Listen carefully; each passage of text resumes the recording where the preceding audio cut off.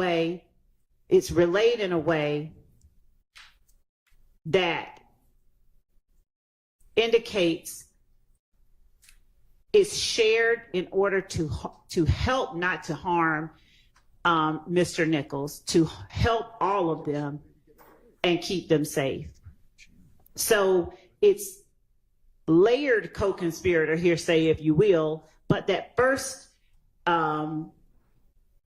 relaying of information, the declarant, Mr. Nichols, saying it to Onfunk, it would be definitely a statement against penal interest. But Mr. Greer, who is Onfunk, sharing that information is a co-conspirator statement, which we believe gets us past this idea that this is nested hearsay. And as far as the 403 argument that is being made,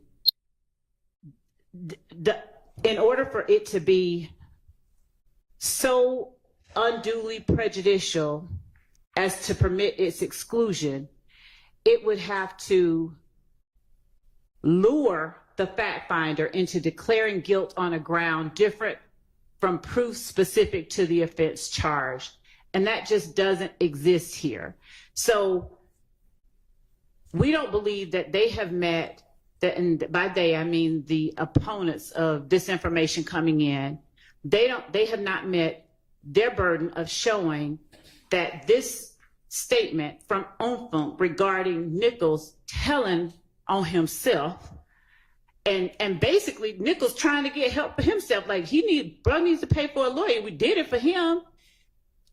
We don't believe. Hey, no, sir, Mr. Harvey, stop right now. Stop right now. Stop right now. Mr. Harvey, sit down. I am not going to have you interrupt court. You may object in just a moment. We will get to your objection in a moment. Go ahead. Thank you, Your Honor. There has been no showing that this information is so substantially more prejudicial than probative that it should permit the exclusion of what we believe is obviously relevant evidence. Okay, thank you. Mr. Harvey, your objection. My objection is lying to the court, making things up to the court, and saying speculatively to the court that Blanky paid for Mr. Nichols' lawyer. You got any evidence of that? I don't even understand that to be what she said. That's exactly what she said. Okay, well, the record will reflect what she said, but I understood her to be talking about what was being said within the context of this conversation we just listened to. Your Honor, just yes. Sorry. Go ahead, Mr. Harvey. I missed any reference to it so well. Well is the person to whom this allegedly... I'm going to listen to it again. Offline, not in court. Your Honor, this is where I'm at with this. Just because the state says something is so doesn't make it so. I understand. And the state is saying, oh, well, this was done in furtherance of the conspiracy. This was done in furtherance of the conspiracy. The whole point of the hearsay rules, and I understand that the confrontation clause might not be implicated here, but the hearsay rules, the whole point of the hearsay rules is you get to see who's saying it, know what their basis is, you get to cross-examine them, they come to court, etc. And the problem here is the state is just sitting here saying, oh, well, clearly Mr. Onfunk did this to further the conspiracy. And clear. How do we know? How does she know? Maybe Onfunk, I'm not saying this is the case, but what if Onfunk was involved? Onfunk would have every reason to shift responsibility to other people. What about the next line in the hearsay ladder that we have? We don't know what people's motivations are, and just because the state says, well, their motivation was to do this or do that, she's not inside Onfunk's head. She's not inside Rel's head. So I reject that their argument that they can just label things as hearsay exceptions and it makes it so. Well, I understand that. I take what everybody says as your argument in support of your position. I don't accept it as fact. It's an argument. I hear the counter argument. Sometimes I hear a lot more counter arguments back and forth after that. And then I make a determination about whether our evidence rules permit this particular evidence. The point of the hearsay rules and all of the evidence rules is so that to the extent the court can help it, only trustworthy information gets before the jury. And that's what we're trying to sort out here. So I understand that the stakes are high. I think that this might be a good time to break for the day. I will re-listen to this. Mr. Adkins, if you can find, either the date that I can find the motion or the case law itself, just send that to Ms. Persfield. She'll send it on to me. Yes, Your Honor. Okay.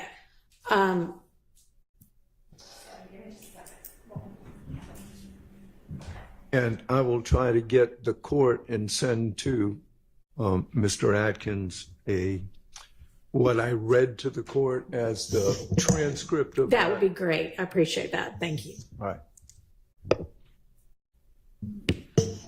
All right.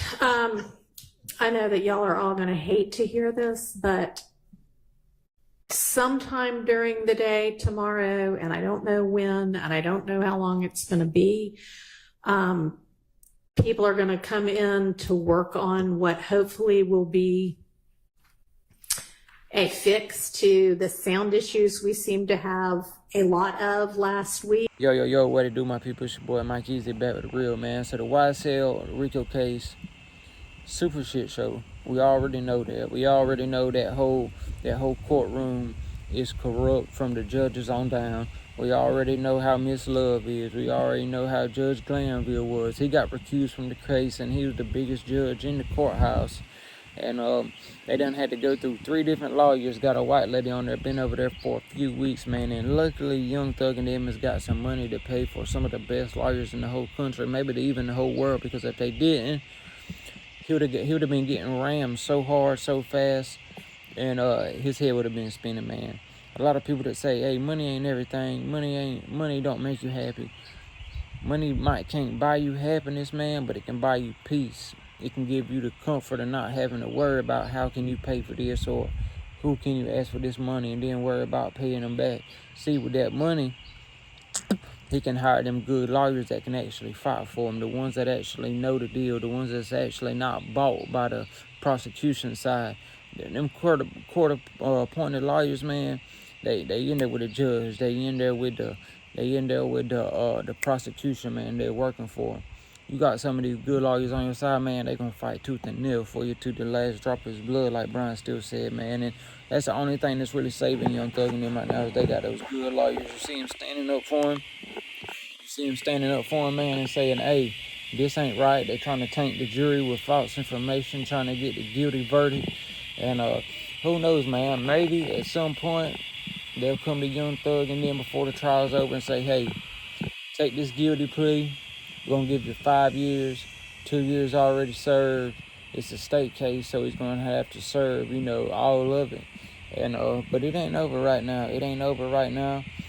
The feds is going to come. Remember this now. After this case is over with, the feds, no matter what the outcome is, the feds is going to swoop in after that. Because you remember, Young Thug, whenever they raided his house, he got caught with a switch on the Glock, a.k.a. a machine gun. So that's a federal charge. So the feds is going to come after that. And then not only all the lean and stuff they found inside of his house, allegedly. So he ain't out of the clear water yet. He's still fighting this case, and then he's got to fight the feds after that. So Young Thug's looking at a few years. I ain't even gonna lie to you. But like I said, he's got that money. That's what's separating him from a lot of the other people. A lot of the people on the YSL case didn't have big boy attorney lawyers like that. Some of them had court-appointed lawyers. That's why a lot of them copped out. But we all know they wanted the big fish. They wanted Young Thug, And that's where we at right now, man. But yeah, it's just a failure in the judicial system, man. Everybody deserves a fair chance at trial. Everybody deserves a fair and honest trial. And from the beginning, this trial has been nothing but the opposite. I can't even fathom in my head why this case hadn't been thrown out months ago. This case has been going on for almost 2 years now, the longest case ever in Georgia history, and it's not even over with. Before it's done and over with, this case is probably going to be going on for at least 3 years, and that's 3 years of people's time they'll never get back. Maybe he'll get some time served for it, but that's not the point. It's just unfortunate that it's had to go to this extent and this length over really some bullshit, man, because you got some crooked ass prosecutors, you got some crooked ass judges, you got everybody crooked on all sides, man, trying to convict these people, trying to brainwash these people, trying to get Woody to go in there and trying to talk to him behind doors with some corrupt ass shit. Man, it's a shit show. When I mean a shit show, I ain't never seen nothing like this in my life, and a lot of people haven't. It's not just me. So pray for Young Thug, man. Luckily, he's got the good lawyers that's standing up for him, that know right from wrong, and they can pinpoint and see when they're getting shitted on, what they need to stand up for. Just like in this clip right here, when Miss Love was saying whatever she said and the man stood up. The judge was telling him to sit down, don't interrupt the court.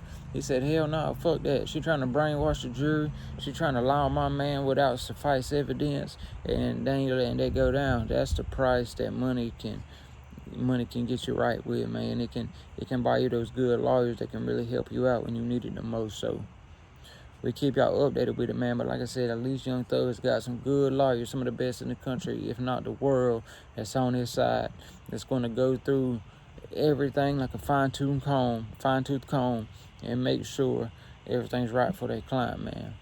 But make sure y'all like and subscribe to the channel. I'll be back with y'all with some more videos, man. You already know how we rocking, man. Keep it raw and real. Peace.